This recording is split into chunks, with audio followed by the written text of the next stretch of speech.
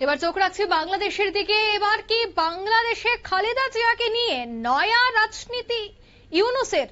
ইউনূসের পাতা ফাঁদে এবার পা দিলেন তারেক রহমান।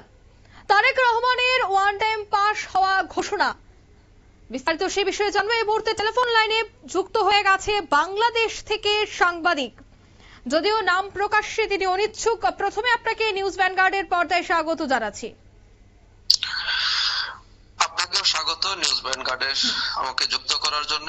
আপনারা জানেন একদম, আমি প্রথমে এই প্রশ্নটাই জানবো আপনার থেকে, খালেদা জিয়াকে কি নিয়ে এবার নয়া রাজনীতি করার চেষ্টা করছে ইউনূস, কি বলবেন?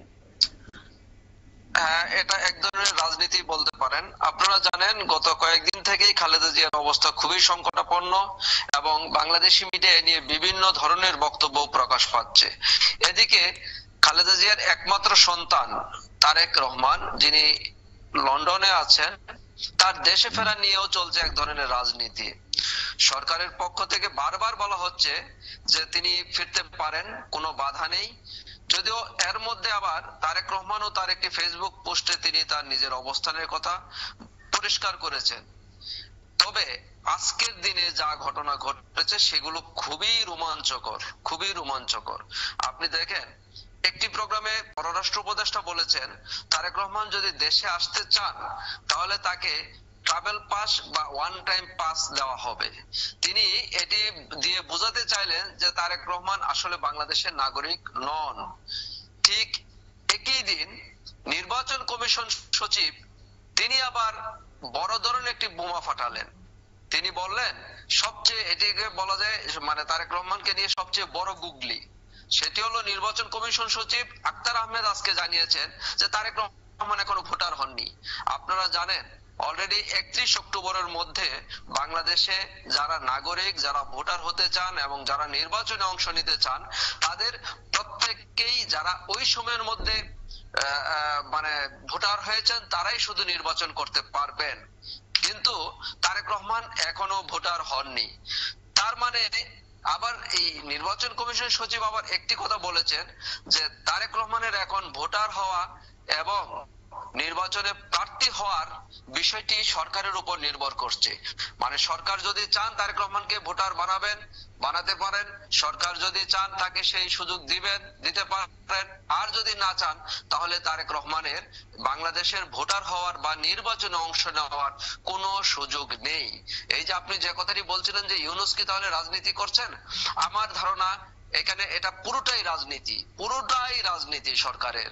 আবার এদিকে দেখেন আজকে আবার আরেক উপদেষ্টা, আইন উপদেষ্টা বলেছেন যে তারেক রহমানকে ফিরতে তো কোনো বাধা দেওয়া হবে না, তিনি তো যে কোনো সময় ফিরতে পারেন। একদিকে মানে পরস্পর বিরোধী কথা সরকারের মধ্যেই। তার মানে এটা একটা বড় ধরনের একটা রাজনীতি ইউনূস সরকার করছে তারেককে নিয়ে। একদমই, অসংখ্য ধন্যবাদ আপনাকে। অর্থাৎ ইউনূস বড়সড় রাজনীতি করছে এমনটাই অভিযোগ।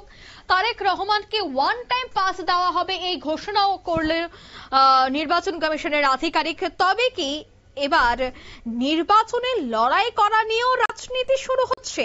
প্রশ্ন কিন্তু এবার উঠতে শুরু করেছে। খালেদা জিয়াকে নিয়ে কি রাজনীতি শুরু করা হচ্ছে?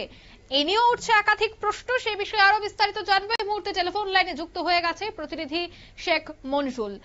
মনিরুল, এই মুহূর্তে ইউনূসের বিপক্ষে যদি কাউকে লড়তে হয় সেটা হচ্ছে বিএনপি, আর বিএনপির প্রধান মুখ হচ্ছে এই মুহূর্তে তারেক রহমান। কারণ খালেদা জিয়া রীতিমতো সংকটাপন্ন অবস্থায় রয়েছে।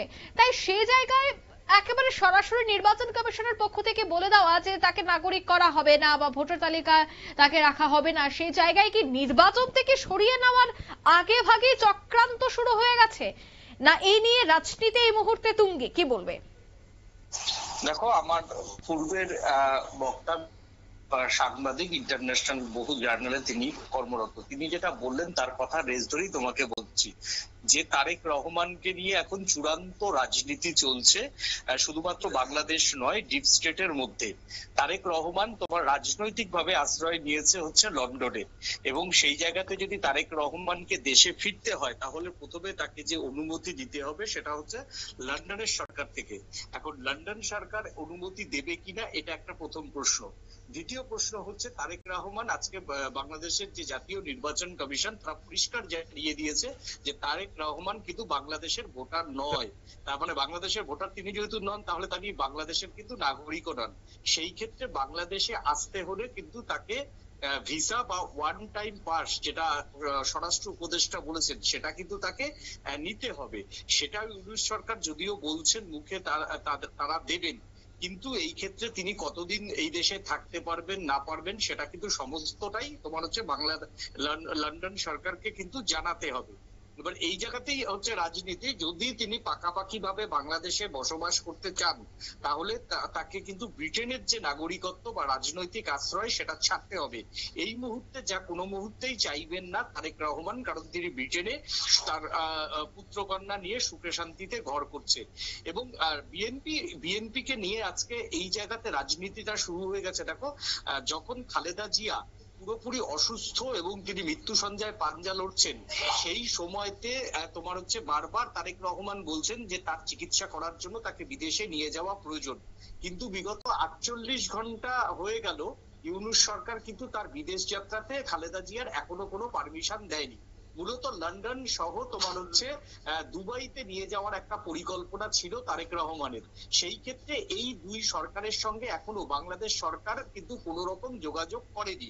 অন্যদিকে যেটা মনে করা হচ্ছে বা রাজনৈতিক মহলে যেটা মনে করা হচ্ছে, যদি ভগবান না করুক বা আল্লাহ না করুক, যদি শেষ পর্যন্ত চূড়ান্ত কোনো তোমার হচ্ছে খালেদা জিয়ার কিছু হয়, তাহলে সেই ক্ষেত্রে তারেক রহমান কিন্তু দেশে ফিরতে পারবে না এখনো পর্যন্ত, যেহেতু তিনি আবেদনই করেনি। এবং সেই ক্ষেত্রে তোমার হচ্ছে এই যে তার মা অসুস্থ, এই সময়তে তিনি এখনো দেশে আসবেন কি আসবেন না কোনো সিদ্ধান্ত নিতে পারছেন না। সেই বিষয়টা কিন্তু ফলাও করে বাংলাদেশ মিডিয়ার মাধ্যমে ইউনূস সরকার কিন্তু প্রত্যেক দিন সুকৌশলে পরিচয় প্রচার করে যাচ্ছেন এবং সুকৌশলে মেসেজ দিয়ে রাখছেন যে একজন মা যখন মৃত্যু সজ্জায় পাঞ্জা লড়ছে, তার ছেলে লন্ডনে বসে রয়েছেন, তিনি কার্যত আসছেন না।